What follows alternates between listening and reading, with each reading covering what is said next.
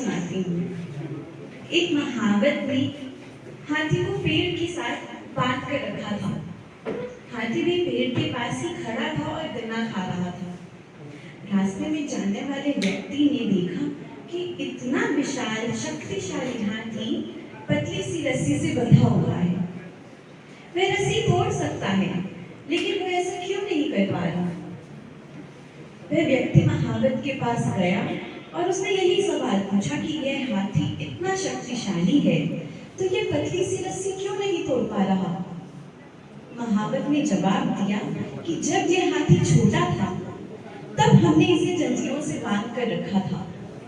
उस समय इसने जंजीर तोड़ने की बहुत कोशिश की, लेकिन वो तोड़ नहीं पाया।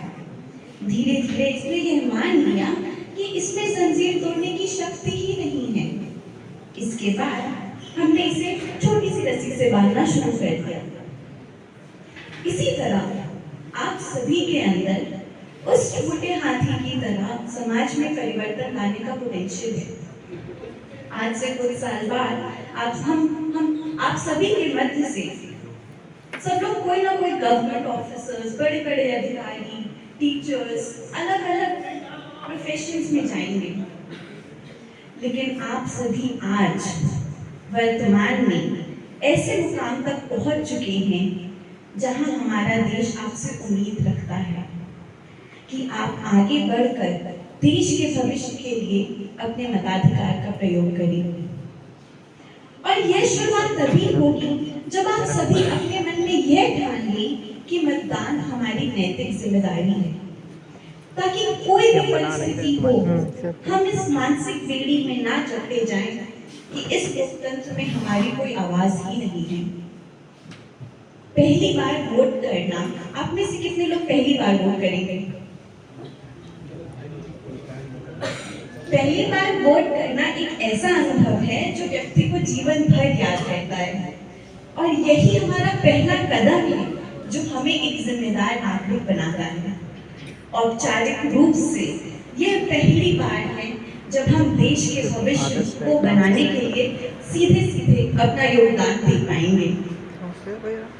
जब हमारा देश आजाद हो रहा था तब अंग्रेजों ने हमारे लीडर्स से पूछा था कि इस देश में कौन सी प्रणाली लागू होगी, क्योंकि उनके यहाँ राजशाही थी, आज भी है।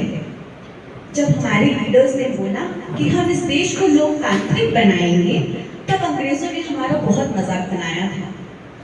हमारी विविधता को देखते हुए उन्होंने बोला था कि हमारा देश सैकड़ों टुकड़ों में विभाजित हो जाएगा और हम प्रजातंत्र में कभी सफल नहीं होंगे। यह बात बुरा लगने वाली है, लेकिन उस समय की सच्चाई सोचिए।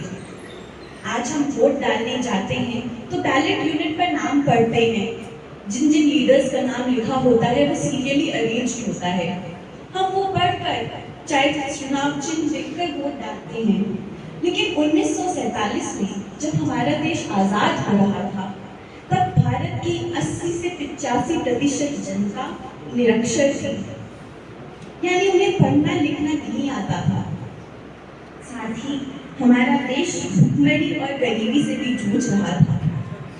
ऐसे में चुनाव कैसे कराए जाएं? कुछ सवाल सोचते हैं। पहले तो हमारे देश में लोकसभा चुनाव का संचालन कौन सा आयोग करता है? भारत निर्वाचन आयोग। और भारत निर्वाचन आयोग का आर्टिकल जो सीधे सीधे उसको पावर देता है वो हमारे संविधान में है, 324। किसने बुलाई है? Shivani, very talented. तो इनके हेड होते हैं चीफ इलेक्शन कमिश्नर, जिन्हें मुख्य निर्वाचन आयुक्त बोला जाता है। क्या कोई बता सकता है भारत के पहले मुख्य निर्वाचन आयुक्त कौन थे?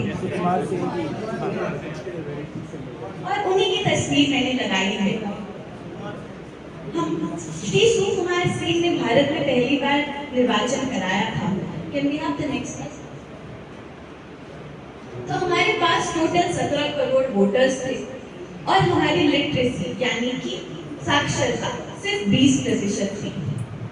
तो ये एक एक्सपेरिमेंट था जो हमने किया कि क्या हम ऐसे देश में भी हर एक इंसान की आवाज को आगे ले जा सकते हैं।